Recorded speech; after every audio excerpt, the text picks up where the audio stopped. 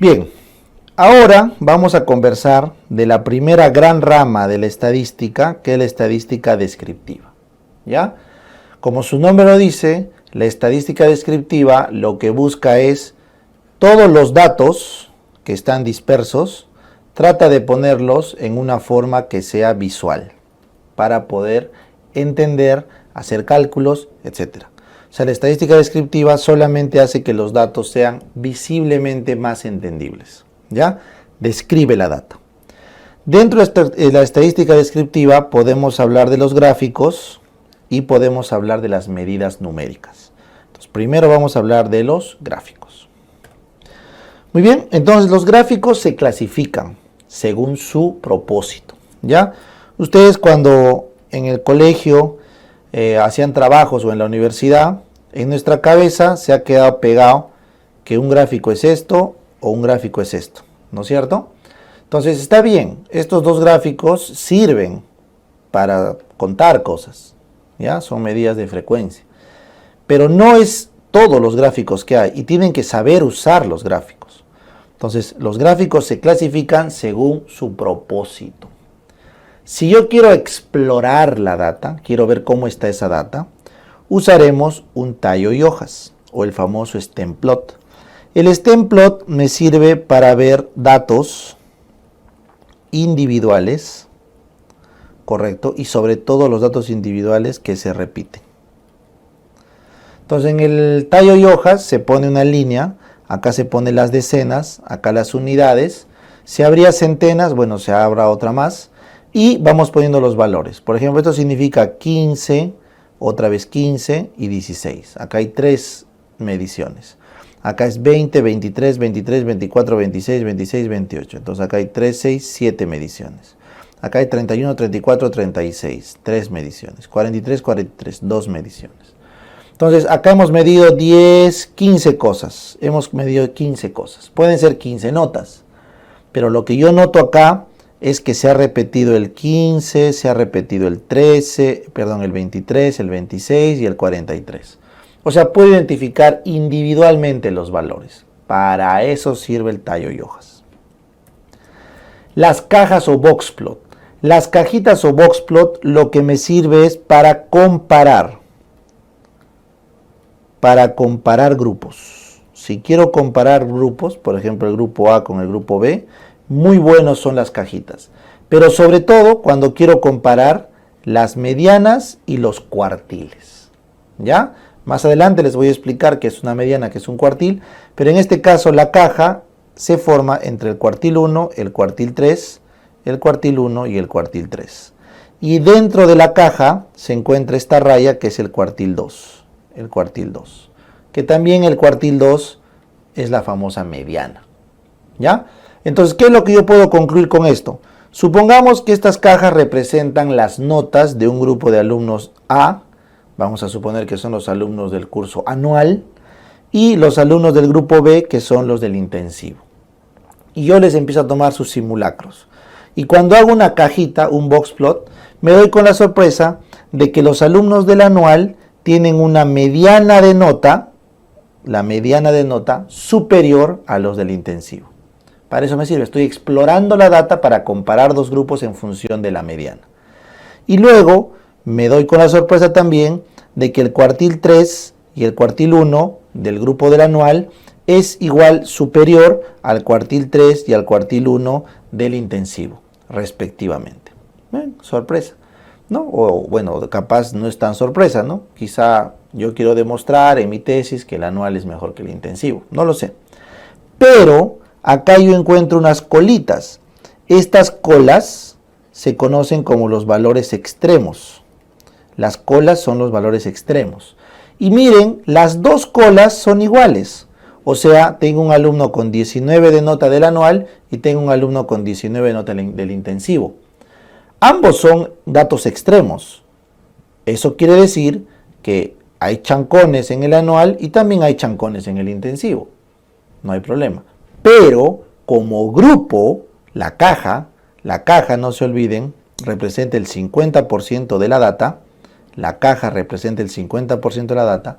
Entonces, como grupo, la mitad de mis alumnos del anual va mejor que la mitad de mis alumnos del intensivo. O sea, cuando yo quiero comparar grupos, me sirve bien estas cajitas, ¿ya? Y los datos extremos, bueno, son de datos individuales que para mi análisis no los necesito. Si yo quisiera analizar estos datos individuales, pues hubiera hecho ¿qué? Un tallo y hojas, ¿ya? Bien, y el siguiente gráfico exploratorio es el de dispersión. Es el famoso gráfico para hacer el R de Pearson, ¿correcto? Es el famoso gráfico que se usa en la correlación lineal, de Pearson. ¿Para qué sirve la dispersión? La dispersión enfrenta un dato en el Y contra un dato en el X, para ver qué tanto se corresponden o correlacionan cada uno. Entonces, por ejemplo, acá tenemos datos de rojo. El dato de rojo me dice que a medida que avanzo en el X, también avanzo en el Y. Eso me dicen los de rojo. Los de verde me dicen que prácticamente los valores se quedan acá. Y los azules no me dan una correlación. Al menos no es una correlación visible. Entonces lo que me sirve, lo que se suele hacer acá, son unas rayas, como ves ahí, unas rayas de correlación para ver si es que existe o no correlación alguna. ¿Ya? Algunos tienen, algunos no tienen. Entonces el R de Pearson simplemente es la medición de la correlación que hay entre cuánto cambia la variable Y respecto a lo que cambia la variable X. O sea, si yo digo que a medida que subo en la X, subo en la Y, entonces hay harta correlación. Si yo digo que cuando subo en la X no subo mucho en la Y, hay poca correlación. Si yo digo que cuando avanzo en la X no se percibe nada en la Y, no hay correlación. O puede ser correlación inversa. A medida que avanzo en la X, se achica la Y. Esa es correlación inversa. ¿Ya? Correlación inversa. Entonces, una correlación inversa, ¿cómo sería? Más o menos así, pues, ¿no? A medida que avanzo en la X, se va achicando la Y.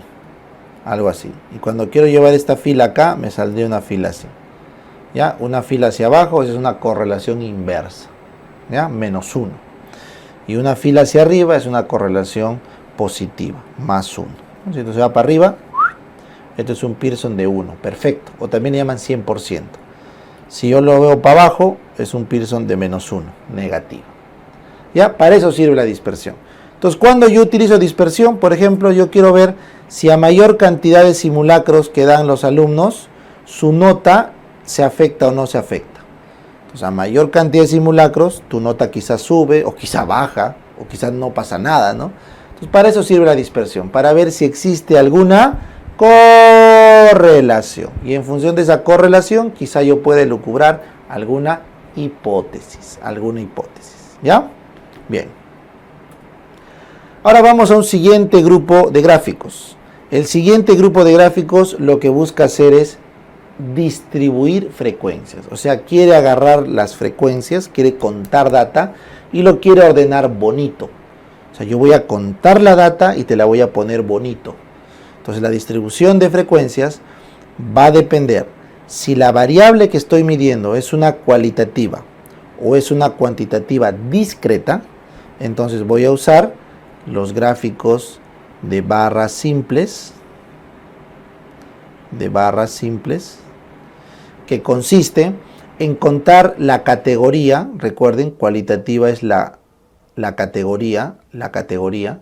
Entonces, por ejemplo, acá están los cardiólogos, acá están los neurólogos y acá están los nefrólogos. Hay 20 cardiólogos, 10 neurólogos, 15 nefrólogos. He contado, contar es frecuencia, y lo he distribuido según la categoría especialidad. Entonces, especialidad me tiene 3 valores, ahí está, barras simples. Noten que las bases de las barras no se tocan, porque cada barra es independiente una de la otra.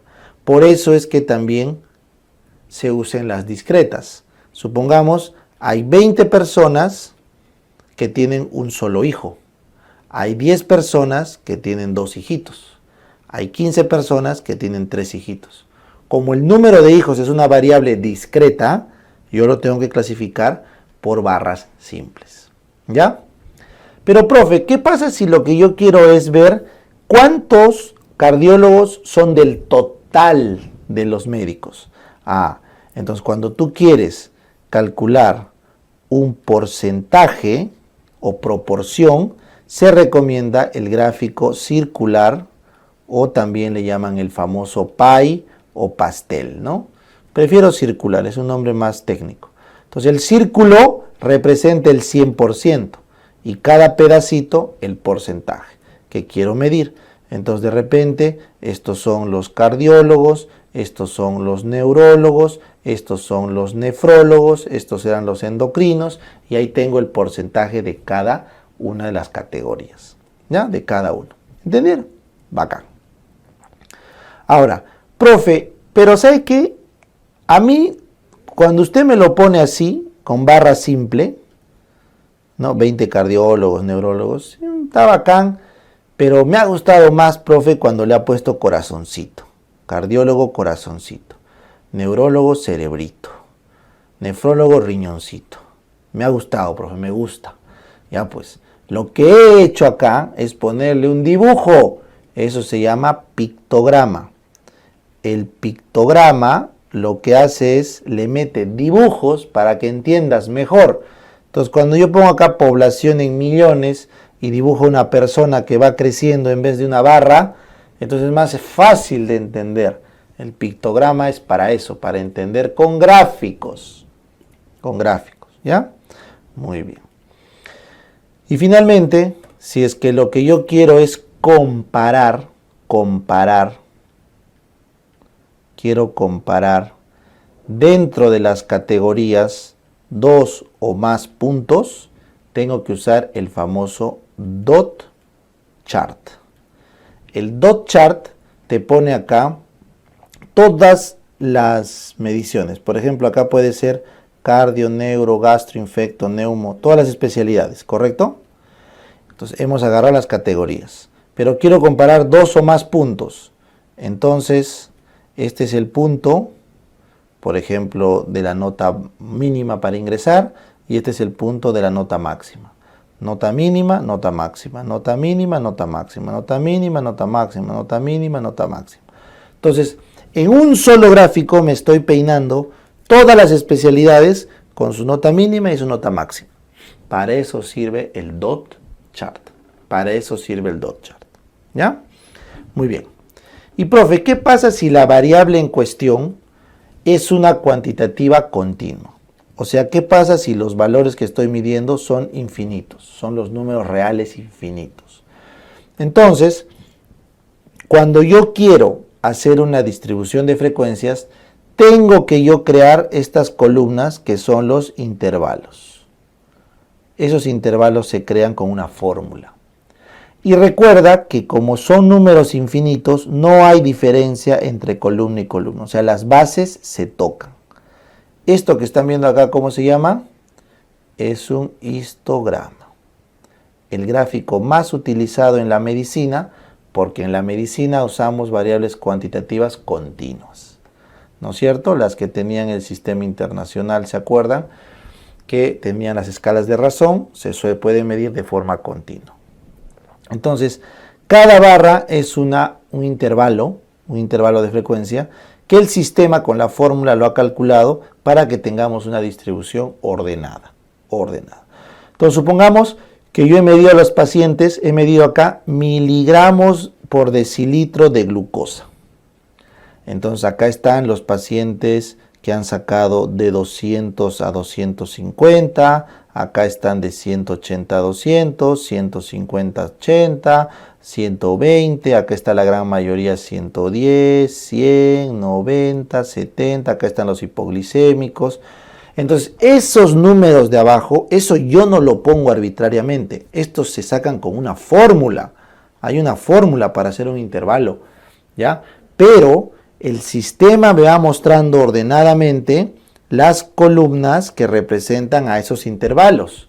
Y de esa forma yo puedo hacer alguna interpretación de cómo se distribuyen las frecuencias. ¿Ya? Ese es un histograma. Y muchas veces cuando yo quiero unir los puntos medios de cada columna para que se haga una sola línea, se crea el siguiente gráfico, que es el polígono de frecuencia. ¿Ya? Entonces, cuando yo quiero juntar todos los puntos medios de cada columna que se creó del histograma, yo voy a tener un polígono de frecuencia. Acá está. Polígono de frecuencia.